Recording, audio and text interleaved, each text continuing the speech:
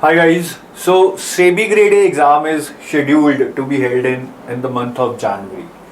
Now many of you would be starting the preparation और उसमें जो एक मेन दिक्कत रहती है वो यही रहती है कि कैसे शुरू करें, डेली टारगेट्स क्या रहें, रिवीजन कैसे करें, MCQs कब करें और कितने करें. Well, all these queries are going to be discussed here in this 5-month study plan for SEBI.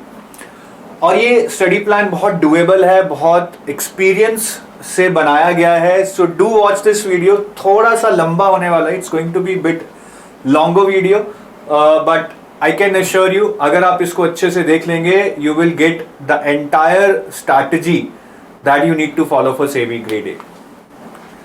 सो सबसे पहले तो if I talk about SEBI grade A, देखिए you have to do phase 1 and phase 2, but the good thing is that the main subject or the main paper which will help you to qualify phase 1 and to get into the merit list in phase 2 is this paper 2. This is the main area, but at the same time I will also be telling you how to prepare this, because we cannot ignore this QRE and GA, though this is qualifying, and descriptive English also. It is having 1/3 weightage in your overall phase 2. और बहुत लोग इसको ignore करते हैं, but that's a very big mistake. I am also going to talk about the preparation of descriptive English. So overall this is the plan and this is perfectly executable by working candidates. To execute this plan I am not asking you to study 10 hours a day or 15 hours a day. What we require you to do is कि weekdays में यार आप 4 घंटे निकालो. So that would B 4 से 5 घंटे निकालो, right. 5 into 5 25 hours. मैंने यहाँ पे 5 hours लिए हैं, यहाँ पे मिनिमम 4 नहीं तो 5 निकालने पड़ेंगे आपको. So 25 hours is on the weekdays and then 8 hours on the weekends. Right, you can adjust it, maybe 4 hours on the weekdays and 10 hours on the weekends. So that would be around 16 hours. So total it becomes 40 hours in a week. इतना तो boss देना ही पड़ेगा.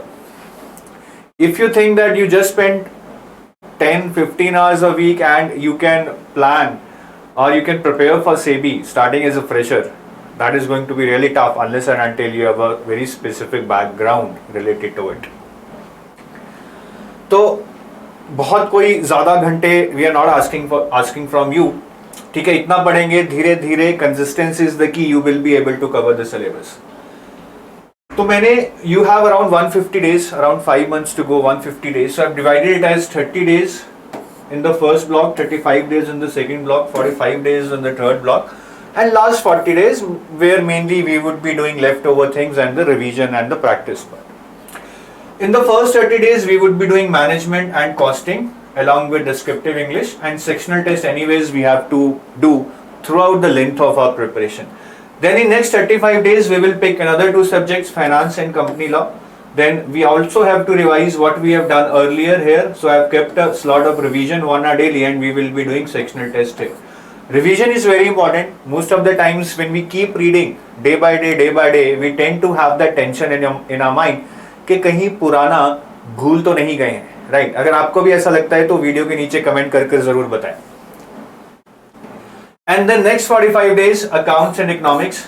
I think the bit tougher part for non-commerce backgrounds here, but manageable. I have given it 45 days, that's why. And again revision 1 hour daily. Sectional test यहाँ पे भी करेंगे, लिखा नहीं है चाहे मैंने. And the last 40 days mainly focus on quant reasoning GA, because we have already prepared for phase 2 by then. And FLTs very important. I'll talk about the importance of FLTs later. And then revision for paper 2, which we have already completed the syllabus. So ये पूरा plan है. It has been made after thorough thinking. जहाँ पे कम time चाहिए for management costing we have given less time. For accounts and economics we need more time, we have given you more time, right. So first of all this is based upon art of doing limited things. I am not asking you to start with everything. We are asking you to do limited things in a day so that you can focus, you can meet your targets, be satisfied and get into that circle, satisfaction motivation. ठीक है. तो देखिए मैं आपको 2 subject से ज्यादा कभी नहीं बोल रहा हूँ. Management costing, finance company law, accounts economics, that's it. Then continuous revision. You can see in this plan there is continuous focus on revision in all the blocks so that we feel confident that we do remember what we have studied till now. And the next is balanced approach. This is very, very important because you have a mix of subjects, numerical and non-numerical. So I have tried to keep one numerical subject and one non-numerical, that is theoretical subject. For example, here costing is numerical, management is non-numerical. Here finance is numerical, kind of. Company law is purely theoretical. Accounts is numerical, economics is theoretical. ठीक है? And regular tests.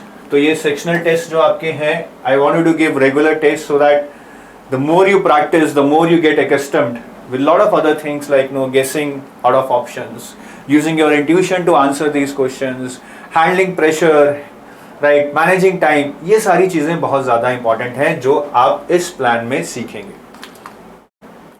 तो सबसे पहले first block की बात करते हैं. First 30 days overall I hope you would have understood this how this has been design. First block में first 13 days we would be doing management and rest 17 days we would be doing costing. ठीक है, और ये 4 घंटे ही पढ़ना है आपको daily management. जो बाकी का 1 घंटा बचेगा you will do descriptive English, ये वाला पार्ट यहाँ पे. ठीक है, और in the next 17 days you will study costing 4 hours a day and descriptive English 1 hour per day. इस तरह से आपको करना है. डिस्क्रिप्टिव इंग्लिश को इग्नोर मत कीजिएगा. 1 घंटा डेली लगाएंगे. Bye the time your exam is held you will be fully prepared for this. तो अभी management which we have to complete in 13 days by spending 4 hours a day, we will talk about that. Now management is not that bigger a portion.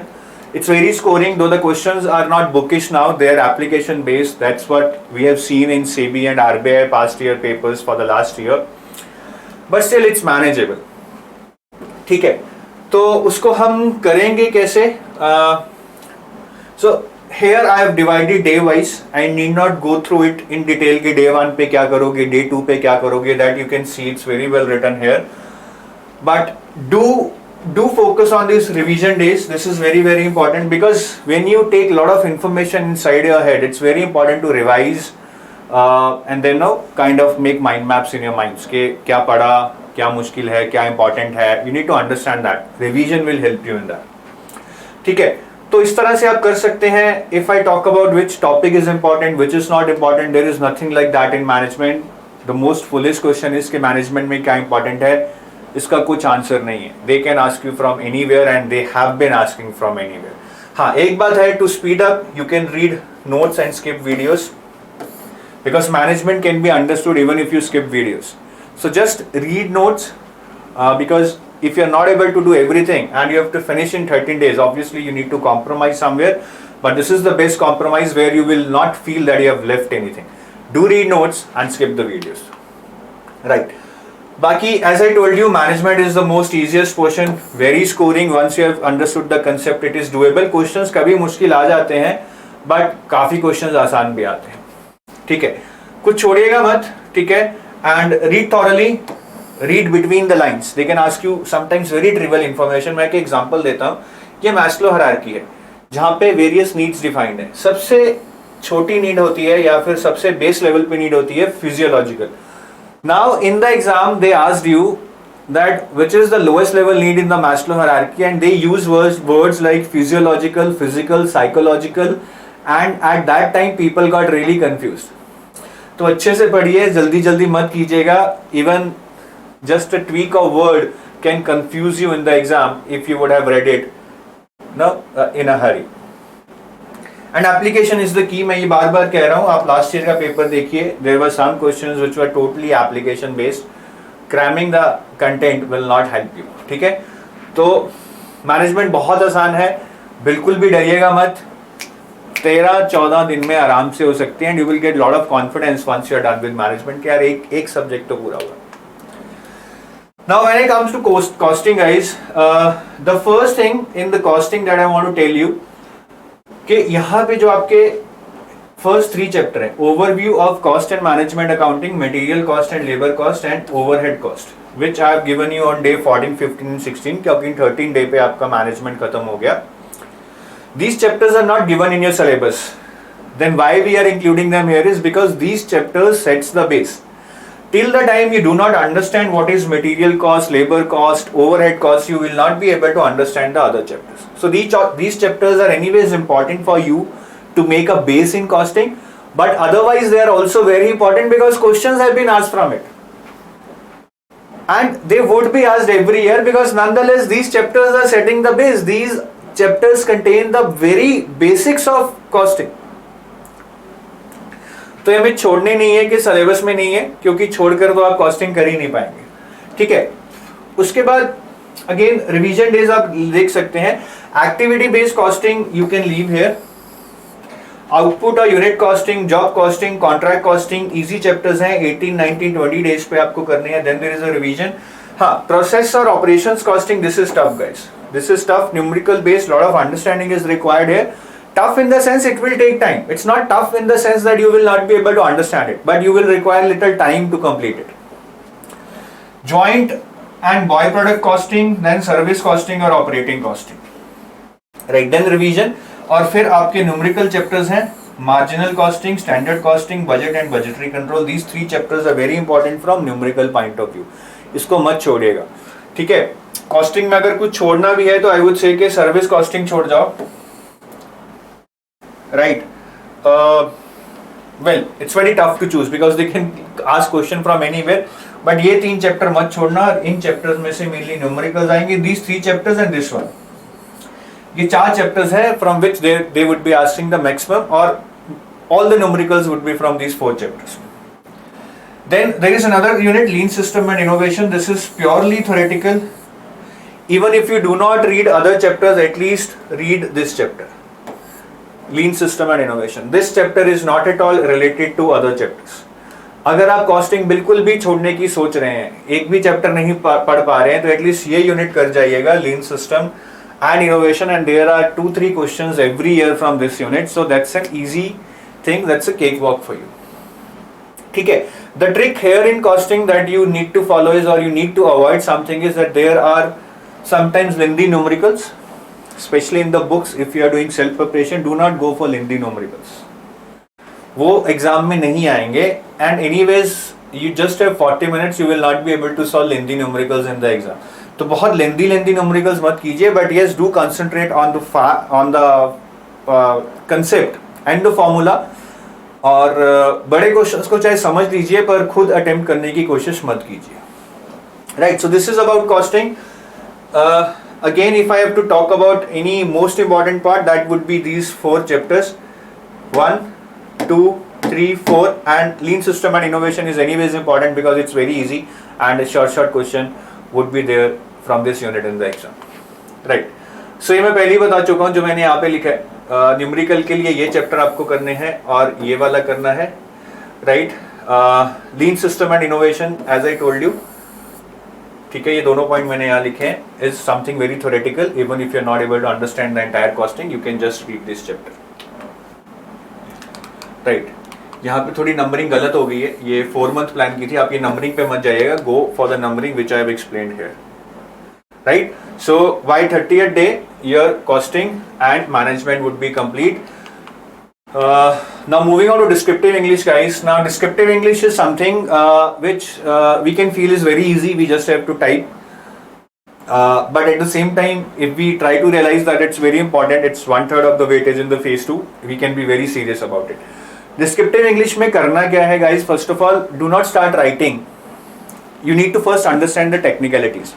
For example, Précis में do you have to write a Précis in the first form or in the third form? Can you copy the data from the passage in the Précis or not? While writing a comprehension, can you copy the same sentences from the passage while writing the answer, or can you write the answer to the comprehension in a paragraph or in the points? All these are small technicalities, but having clarity here would help you to score those extra marks which many other people are not able to score due to some silly mistakes which they do. तो सबसे पहले do watch some videos on the technicalities or the ground rules of writing an essay, Précis and comprehension. बहुत important है. Do watch those videos at least 5 times so that you are clear on the rules and the technicalities. After that, start practicing. How to practice? First of all, read editorials from one financial or non-financial newspaper, or maybe on alternate days. Say on Monday you can read Hindu, on Tuesday you can read Live Mint, and you can follow this like on alternate day.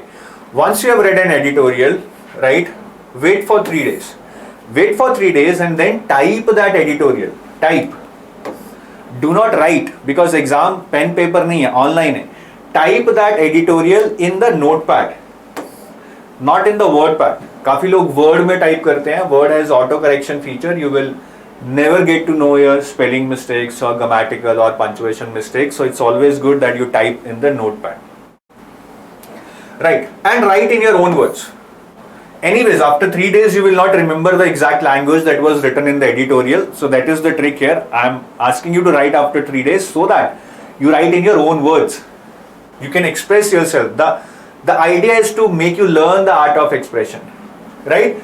And write within the time limit and word limit. So maybe initially when you start, you can ignore the time limit. You can take whatever time it takes you to write an essay or a précis.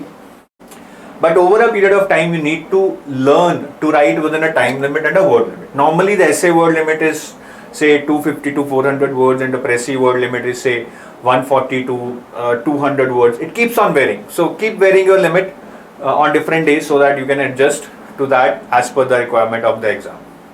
Right.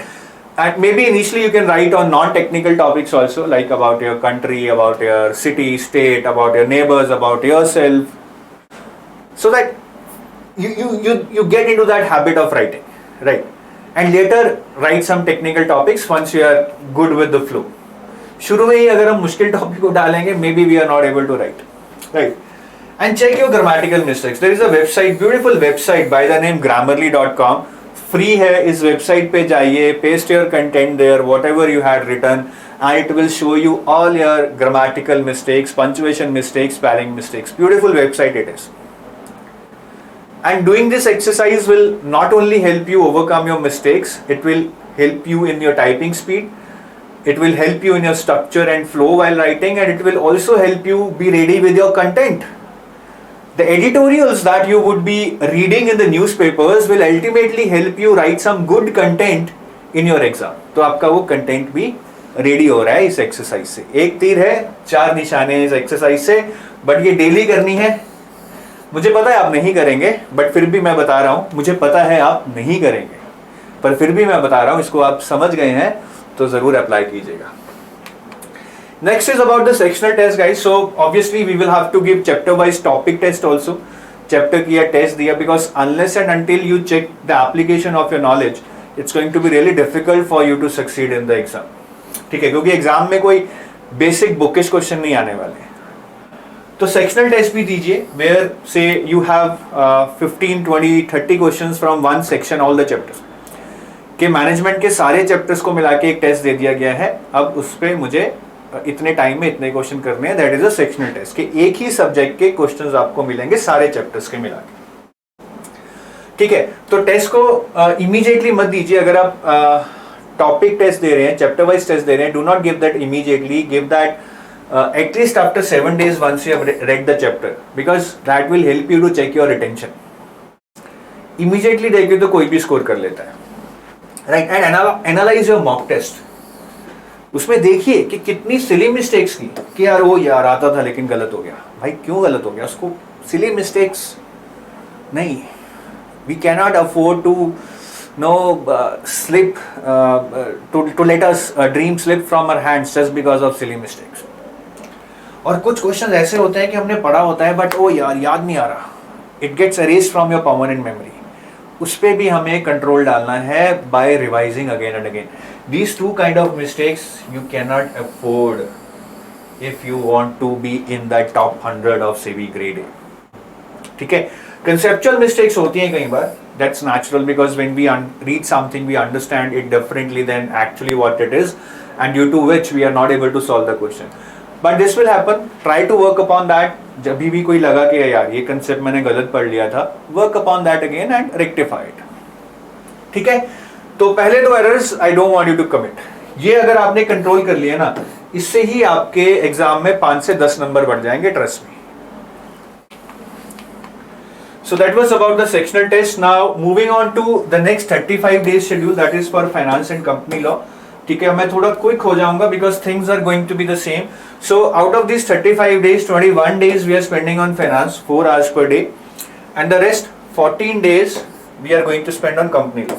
Now here again, in either this block or this block, if somebody has studied for RBI and has already completed management and finance, then that's a boon for you. You have saved a lot of time, so you can use this time later for revision. ठीक है, तो उनको ये time extra मिला है, ये 21 दिन यहाँ 13 दिन यहाँ, तो almost a month is them in which they can revise management and finance if they have already done it. ठीक है, और इसमें इंपॉर्टेंट चीज है कि हमें मैनेजमेंट एंड कॉस्टिंग जो हमने यहाँ पे की थी उसको हमें रिवाइज करते रहना है. ठीक है, 1 घंटा डेली लगाकर, so that we do not forget by the time we are at the end of this 35 days block. सबसे पहले फाइनेंस की बात करेंगे. बहुत सारे चैप्टर्स हैं, we just have 21 days how to manage it. So guys, first of all again this is a day wise plan. Time value of money is one chapter which is not in your syllabus, but I would recommend because it sets the base. Time value of money समझ नहीं आएगा तो bonds भी नहीं समझ आएगा, derivatives भी नहीं समझ आएंगे. ठीक है, और ये कुछ important chapters हैं, ये करने वैसे सारे ही important है यार, but the most important would be primary and secondary markets, equity markets and debt markets. Very very important. Lot of questions are asked from these chapters. Mutual fund syllabus में नहीं है, but again they are kind of part of primary and secondary markets itself, but in case you want to leave them you can leave them. So again you can see constant revision days here, right. So again I am not going to tell you कि इस दिन क्या करना है, that is clearly written on your screen. One thing that I would like to tell you, that in case you are short on time, that would obviously be because we are not able to meet our targets. तो जो ये yellow में highlighted topics हैं, these are pretty easy, basic theory है. You can just read these chapters quickly without watching the videos.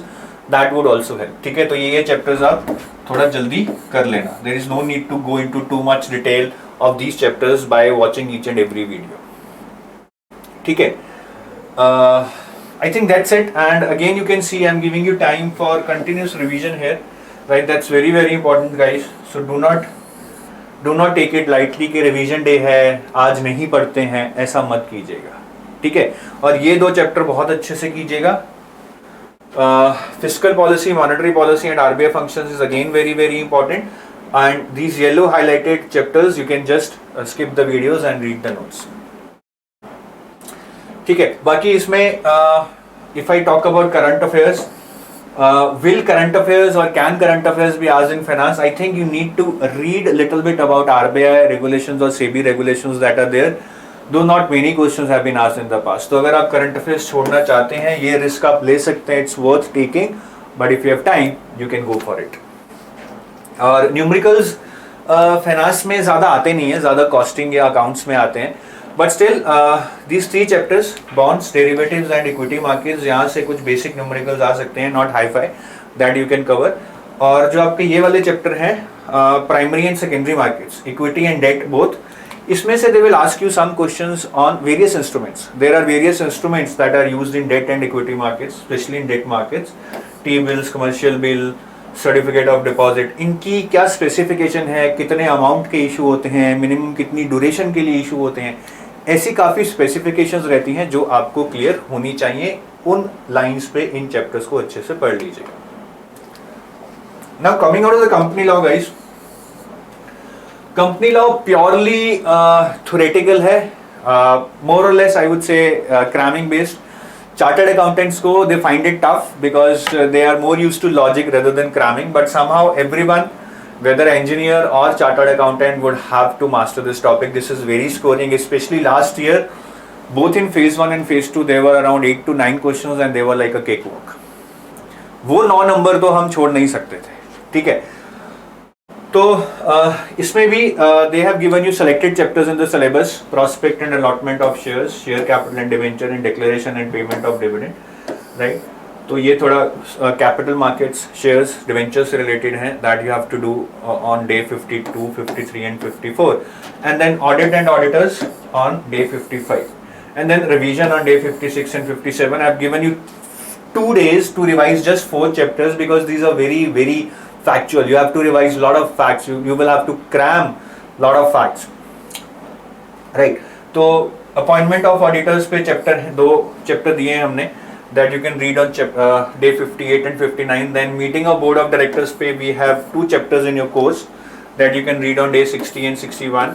And then NCLT and NCLAT very important again day 62, then revision 63। तो company law का schedule तो बहुत हल्का है, I mean we have given you lot of days, syllabus इतना नहीं है। 3 chapters हैं which are not actually in your syllabus. Accounts of company chapter 9, chapter 13 that is remuneration of managerial personnel, and chapter 1 of companies act that is basics of companies act। इनको आप छोड़ सकते हैं, they are not in your syllabus। एक आधा question आ सकता है but I think that's worth the risk taking, right. और एंड में फिर रिवीजन है day 64 65। So overall company law सारा करना है, फैक्चुअल है, बट ये 3 चैप्टर्स आप छोड़ सकते हैं। And the schedule is very lazy, I would say we are giving you too many days here. In case आप कंपनी लॉ तक पहुंचते पहुंचते पीछे रह गए, so don't worry, you can have some buffer here, ठीक है। जो आपको यहाँ पे डेज दिए हमने 14 डेज, ये आप 10 दिन में भी कर सकते हैं, और ये 4 डेज आप फाइनेंस में ट्रांसफर कर सकते हैं, राइट। सो कंपनी लॉ की बात करूं तो फैक्ट बेस्ड क्वेश्चंस रहते हैं, number of days, years, penalty amounts, important section numbers, which kind of important section numbers they ask you, that I will discuss. Then they will ask you definitions, ये बहुत common चीज है, most people do not read definitions. They might ask you definition of a relative. अब वो relative की definition, it's not like the definition of relative in English, rather it's a definition of relative as per the act, ठीक है। कि मेरी बासी का बेटा मेरा रिलेटिव है या नहीं, वो एक्ट में डिफाइंड होगा। So you have to learn those definitions. उसमें से 1-2 क्वेश्चन आते हैं, फंसते हैं हर बार। बाकी सेक्शन नंबर्स गाइज, सारे सेक्शन नंबर्स तो it's very difficult, I would say rather impossible to remember.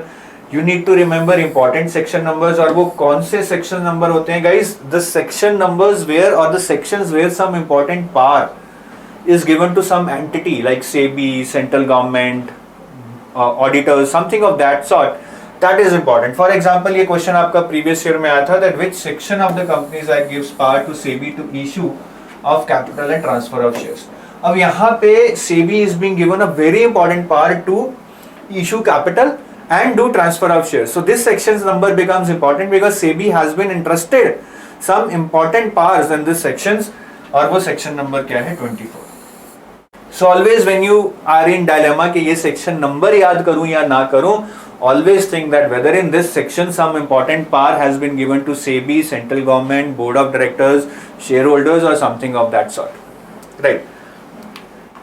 बाकी काफी क्वेश्चंस आपको सेक्शन नंबर पे नहीं पूछे जाते हैं, but they will ask you that, no, which entity kind of is responsible for this।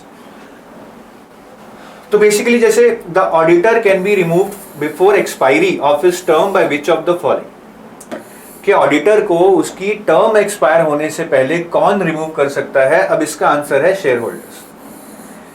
ये आप पढ़ेंगे कोर्स में, बाकायदा पढ़ेंगे, but the problem is that at various places you will learn के ठीक है, ऑडिटर्स को शेयर होल्डर्स रिमूव कर सकते हैं, एम्प्लॉयज को बोर्ड ऑफ डायरेक्टर्स रिमूव कर सकते हैं, से चेयरमैन को सेंट्रल गवर्नमेंट रिमूव कर सकती है। So there would be various scenarios where different entities would have different parts, and in the end when question will come in the exam you will get confused कि यार auditor को remove करने की power किसके पास थी? Board of directors के पास थी, या शेयर होल्डर के पास थी, या सेंट्रल गवर्नमेंट के पास थी? Because it will all get modelled up in your brain, ठीक है। तो इसको बहुत अच्छे से रट्टा लगाना है कि इसको रिमूव करने की, इसको अपॉइंट करने की, इसकी सैलरी बढ़ाने की जो भी पावर्स है किसी को भी दी जा रही हैं, वो किसको दी जा रही हैं वो बहुत अच्छे से याद करना है, ठीक है। बाकी again as I told you, revision करना है मैनेजमेंट और कॉस्टिंग का 1 आवर डेली, और सेक्शनल टेस्ट जैसा कि I told you before chapter wise और ओवरऑल सेक्शनल टेस्ट हमें देने हैं। बाकी next 45 days we have to focus on accounts and economics. This is going to be the toughest part of your preparation, but आप ऐसा मत सोचिए मैं आपको डरा रहा हूं, but I am just making you know that आप अपने माइंड में एक पहले से ही एक बना के रख लीजिए कि ये थोड़ा मुश्किल होने वाला है, so that you will automatically start giving your best। तो इसमें 45 days में से guys around 26 days we will spend on accounts and around 20 days, so total 46 हो जाएंगे, दो भी है 45, but anyways। तो accounts को हम again first 26 days 4 hours a day पढ़ेंगे, फिर economics को 4 hours a day पढ़ेंगे, और revision करेंगे 1 hour daily for this finance and company law। Revision is very very important, I am telling you again and again, नहीं तो 6 subject की ऐसी दही बनेगी ना कि वो खाने लायक भी नहीं रहेगी। अकाउंट्स पे आए तो यहाँ पे there is a very important observation, the first 6 chapters in your course, that is introduction to accountancy, theory base of accounting, recording transactions part 1, part 2, trial balance, right, bills of exchange नीचे है. These first 6 chapters are not given in your syllabus. Then why the hell we are doing this again? These chapters are the core of your accounting: debit, credit, journal, ledger, trial balance. Nobody will teach you this because this is not part of your syllabus. But everybody will teach you this who is a serious teacher, who is I would say, who's a teacher who wants to make you understand, because without understanding of these basic chapters you cannot move forward, trust me. And these chapters not only set the base, इसमें से question आए भर भर के आए हैं. मतलब अगर अकाउंटिंग में पिछली बार फेज 1 की बात करूं, आई थिंक 9 या 10 क्वेश्चन आए थे, तो उसमें से 5-6 तो इन्हीं में से आ जाते हैं, ये पहले 6 चैप्टर में से. And in accounting, if you are planning to leave the entire accounting, suppose that is the scenario, you are planning to leave the entire accounting, at least do these 6 chapters. ये ऊपर वाले कर लो, at least half of the questions there is a chance that you might be able to do in the exam. ठीक है, तो ये छोड़ने नहीं है, इनको करना है. ठीक है, आफ्टर दैट ये income statement and balance sheet, cash flows, ratio analysis, जो भी आपके फाइनेंशियल स्टेटमेंट एनालिसिस है वो करने हैं. Then accounting for share capital. So here we learn basic accounting, here we learn accounting for share capital. एक particular scenario में we learn that how accounting is done for share capital और shares. ये थोड़ा tough है, time consuming है. Given it 2 days, 75 and 76. So be patient. But एक बार ये समझ आ गया तो काफी चीजें समझ आ जाएंगी और इस चैप्टर में से काफी क्वेश्चन आ सकते हैं.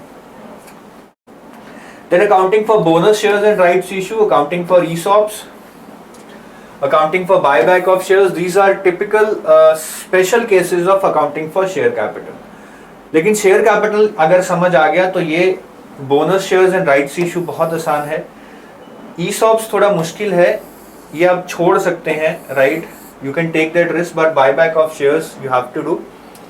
And then again revision is there anyways. और उसके बाद we jump on to the next thing. So here we have learn accounting for share capital and associated areas. Then we jump on to accounting standards. Accounting standards काफी लोग छोड़ते हैं, but question आते हैं इसमें से. इंट्रोडक्शन टू अकाउंटिंग स्टैंडर्ड तो easy है गाइस, ये पढ़ जाना. Then inventory, revenue recognition, foreign transactions, property plant and equipment and accounting standard for investment. ये 5 अकाउंटिंग स्टैंडर्ड है which are there in your syllabus, जिसमें से the most important is accounting for property plant and equipment. This accounting standard also involves depreciation, जिसमें से काफी question आने की probability रहती है. Again in accounting standards I can not से कौन सा छोड़ो भाई. फॉरेन ट्रांजैक्शन में से 2 साल से क्वेश्चन आ रहा है, बाकी भी दे आर इक्वली इम्पोर्टेंट. ठीक है, आप सोच रहे होंगे सर कुछ तो कम कर दीजिए, बट अगर आपको 2 करने हैं, सपोज कीजिए you want to leave all other accounting standards, you just want to do 2, then this is 1 and this is second. ये 2 तो करने ही पड़ेंगे, बाकी you can take risk at your level. I will not recommend कि आप छोड़ो. Then final company accounts guys, very important, इसमें से काफी क्वेश्चन आते हैं, specially schedule 3. Schedule 3 is the format of your financial statements, जो कि फाइनल कंपनी अकाउंट्स में डिफाइन रहता है. तो शेड्यूल 3 का फॉर्मेट अच्छे से समझ लें. Then financial statement analysis and fund flow statement, ये कोई ज़्यादा मुश्किल नहीं है, you can do it. And accounting as an financial information system, this is very easy. यहाँ पे सिर्फ वी डू लर्न अबाउट के अकाउंटिंग में क्या डिफरेंट सॉफ्टवेयर हैं, टेली है और कौन से हैं, उनका क्या रोल है. This is pretty simple, right. So that is about accounting guys. बाकी अकाउंटिंग में there would be debit and credit, that's the basic, you can not leave that. Many people think कि सर न्यूमेरिकल छोड़ दें, debit and credit छोड़ दें. नहीं guys, ये तो आपको करना ही पड़ेगा.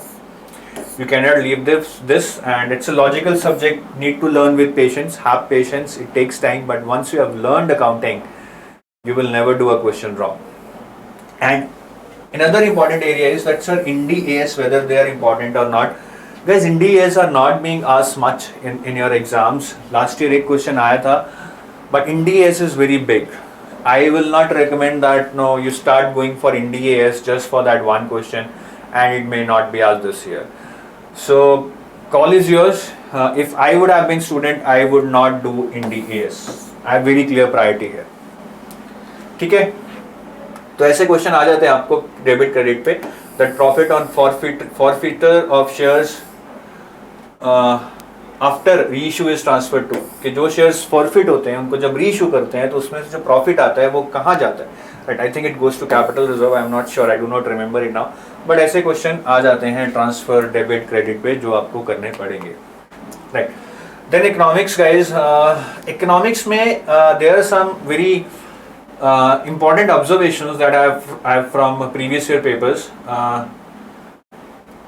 ये कुछ ऊपर वाले चैप्टर हैं, एनीवेज ये आप कर सकते हैं।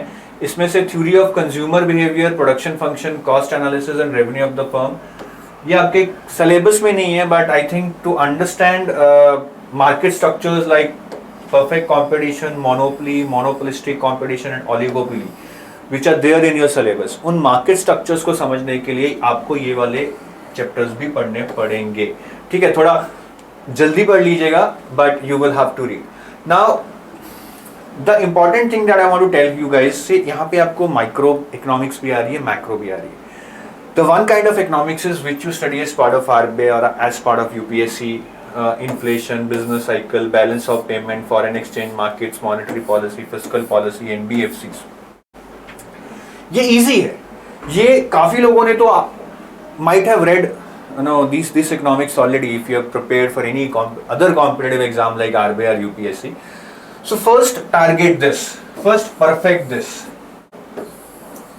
because this part of your economics, classical and Keynesian approach, consumption function, investment function, multiplier and accelerator, demand and supply, ISLM, these are bit tough chapters, and again I am not making you afraid by telling this, but again be prepared। इसमें थोड़ी दिक्कत आएगी, आप mail भी डालोगे, आप phone भी करोगे, सर समझ नहीं आ रहा है, but it will require multiple I would से मल्टीपल रीडिंग्स और मल्टीपल वॉचिंग ऑफ वीडियोस, तब जाके आपको ये समझ आएगा। बट अगेन इतना भी मुश्किल नहीं है यार, मतलब टाइम रखना पड़ेगा, ठीक है।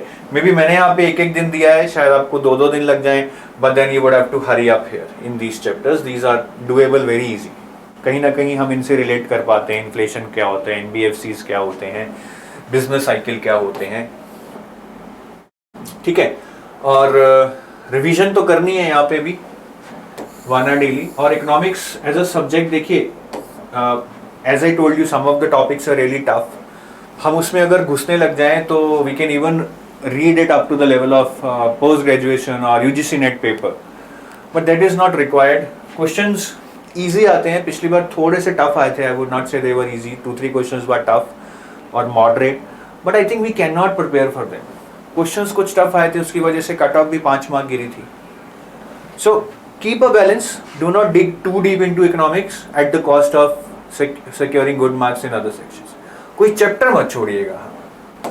जो ये वाले चैप्टर भी मैं कह रहा हूँ, ये वाले टफ हैं, बट इनको छोड़ के मत जाइएगा, because sometimes there are very easy questions, even if you have basic understanding you would be able to do that. तो छोड़ के नहीं जाना है, ठीक है। बाकी लास्ट 40 डेज पे आते हैं गाइस। सो हेयर मैंने क्वांट रीजनिंग जीए रखा है, इंग्लिश तो आप कर ही लेंगे, I don't have any plan for English. तो ये आप पहले भी कर सकते हैं, आई am not kept it in the initial 3 blocks because I want to focus paper 2, because quant reasoning English generally people would have prepared for one or other exam, right? But in case you have not prepared quant reasoning and English in any other exam before, you are a chartered accountant and now you are just starting on quant reasoning and English for the first time, तो आप इसको last तक नहीं रखिएगा। I would say spend some time on quant in the first 30 days, then reasoning and next 35 days, GA next 45 days, and then यहाँ पे focus कीजिएगा दोबारा से quant reasoning GA में। GA हमें 3 months की करनी है, ज़्यादा 5-6 महीने के चक्कर में नहीं जाना है। 3 months is more than enough, but do revise it, practice lot of questions on this GA for 3 months. Those who are already comfortable in quant and reasoning, they can also follow reverse engineering where they can solve lot of questions and now get their memory cells to tickle to solve moderate kind of questions। बहुत tough questions नहीं आते हैं, because the agenda of SEBI is here to just test कि यार आप basic level पे quant reasoning कर लेते हो या नहीं करते हो, क्योंकि उन्होंने qualifying marks 30% रखे हैं। तो पेपर सेट करके वो कुछ प्रूव नहीं करना चाहते आपको कि आप बुरे हो, they want to take maximum number of candidates, ठीक है। तो क्वांट रीजनिंग इंग्लिश पे लिमिटेड टाइम दीजिएगा, बट इग्नोर भी मत कीजिएगा, राइट। बाकी I think by the time you reach here guys, you are done with your phase 2 prep. Give FLTs every Sunday. एक FLT देना शुरू, subscribe to as many FLTs as you want to. I think 10 तो minimum है, 15-20 देंगे तो अच्छा होगा, because ultimately as I was telling you, it's all about those 40 minutes. जितने ज़्यादा से ज़्यादा mock test देंगे, you will be better able to learn time management, handle pressure, handle anxiety, handle mental pressure, right? So वो mock test देने बहुत ज़रूरी हैं, analyze them properly, find what are your strengths, find what are your weaknesses, and with every mock test you should improve. कई लोग mock test देते रहते हैं but there is no agenda to improve, ठीक है दे दिए बस 10 mock test हो गए, काम खत्म. The agenda is to improve. Just see where were you at the start of first mock test and where are you now at the end of 10th or 15th mock test, right? और बाकी जब एक बार ये revision भी करनी है आपको इस ब्लॉक में 2 घंटे डेली फॉर पेपर 2 जो भी पढ़ा है हमने, और एक बार जब रिवीजन भी हो जाए 20-25 दिन में, आखिरी 15 दिन में जो FLT दोगे ना यार, वो ऐसे देना कि आज बस एक्चुअल पेपर है, अगर आज गलती हो गई तो अपने आप को 4 थप्पड़ मारना और बताना कि तेरा सिलेक्शन नहीं होगा. That will make you realise the pain and you will work even more hard, ठीक है. तो this is the overall plan guys. I have broken it block wise, day wise. I hope it will be helpful for you. Again doable है by the working candidates. जो non working है they can execute it very easily. उनके लिए तो I think there is not going to B even an iota of a problem, again if you're committed and if you're serious enough, ठीक है. So with this I take your leave. I hope this was useful. Do let us know if you need any help. We will be more than happy to help you, ठीक है. You can call us at 8162-462-07241 8146207241 in case you need any help in your preparation for SEBI. Bye-bye. Have a nice day and wish you best of luck. I would love to see many of you being commissioned as SEBI Grade A officers for the year 2023. Bye-bye.